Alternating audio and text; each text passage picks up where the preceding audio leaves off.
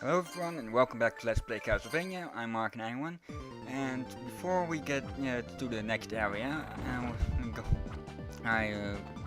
I was going to show something. This is post commentary, of course. I'm not very used to that, so might screw some things up, but after the trading is done you can go back through all the through those rooms and you'll find a chest containing record number 5. The records are, they changed the music when you're playing to one of the so old 8-bit soundtracks.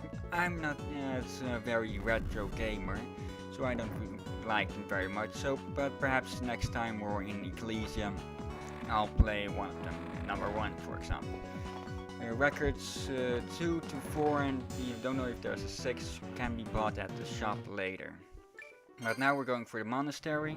The monastery has a few new has a bunch of new items, new enemies, glyphs, and our first boss fight.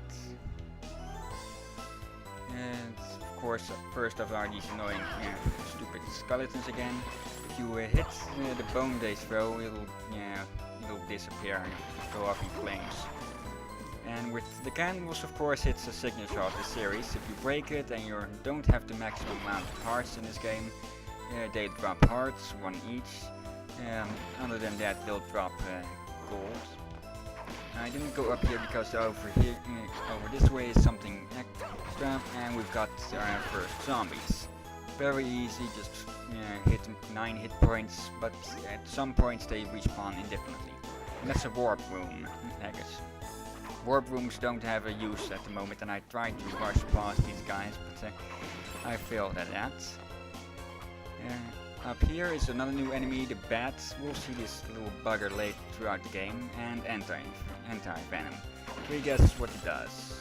But at the moment there aren't any enemies that can poison us. More bats, they're hard to see, so watch out with that. Yeah, because also signature, if you get hit, you get knocked down. And now we're just not going in the mood to get rid of that skeleton, we're just instructing. And that's the Banshee. First annoying enemy.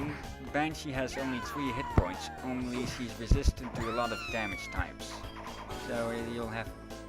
and she floats around, so...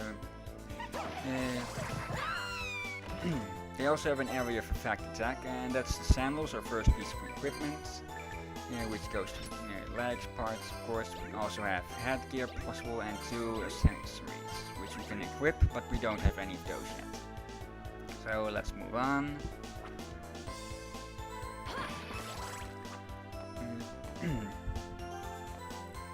more skeletons. Any new enemies over here? I believe not. Alright, so with the level up, of course, your damage and health and MP go up as and damage can be seen with these skeletons. And here's our first special glyph for our glyph, Magnus. Press and hold R to create a magnetic field, and this is just a tutorial. This will be very useful during platforming, because it will be used at times and at worst points where only Magnus can get you further. Releasing air will send Sinoa flying in the opposite direction. Normally inaccessible. Also able to dodge attacks in combat. That's a hint, I believe. Just a save room. And up we go. Never really noticed the sound it makes until this recording. The cotton heads, our first piece of headgear. The sandals and the cotton head just give 1 defense each, and here are the ghosts. Floating horse heads that can charge at you, where they hover in place for a second, like the one over there did. Like that. And that and HP max up. This increases your HP, and the cats, don't know really why they do. The cats are here. And the bone scimitar, the stronger skeleton, which attacks with a sword, which gives Secare, Glyph. I was pretty lucky getting this at the first, try at it. Secare attacks in a well, more overhead fashion, and that glyph over there we can't get yet. I tried getting it. We don't know its name anymore, but it's an optional glyph which creates blocks when you use it. And the cats again, in the online shop mode, you can select one of those cats as a bit of an avatar or something, but since I never really got any connection with the shop mode, I don't really know what's going on there. And later I'll be back to get that glyph. In this room, zombies will spawn indefinitely, well, infinitely, so you can train here. And this is the coulter glyph, a knife glyph, a throwing knife to be more exact. Isn't very useful. It's one of the weakest glyphs, but it's the first range attack, so it might be useful at some points, like attacking bats from a distance, or just if you're in the mood for throwing knives. Later we'll get stronger versions of those. More banshees and ghosts. Yeah, it isn't very useful, but it has its uses. And that chest over there, that gold chest, that's a relic chest.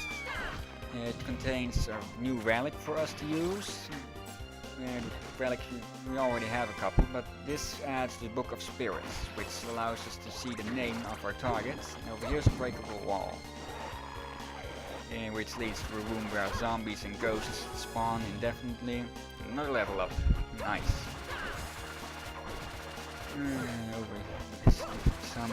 Over here is a chest, which I will 8 and heart up. Yes,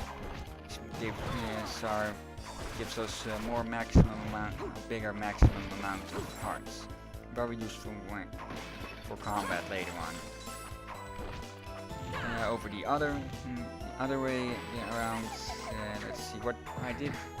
In most of these chests, I'm spawned randomly, like another anti-venom over here. I did a test recording to see what's around this place on my DS, and instead I got a cotton thread. And here's another bone scimitar and a banshee, so look out for that. They're pretty. You can take care of them pretty quickly if you're nearby, but if they're in the air and there's more enemies, be careful a bit. Okay, here I used the coulter for one. It's more useful to get in the use from off range, and here we find a breakable ledge with red drops. Red drops can be used to increase your flame points, flame attribute points. Attributes are, well, when you kill an enemy with a certain glyph, it'll add points to that type of glyph, that type of attributes, like a flame glyph will give you flame attribute points, sword will give you cutting. I also showed the other relics a bit back. More attribute points means more damage, but it does. If you're trying to level up attribute points, you'll level up.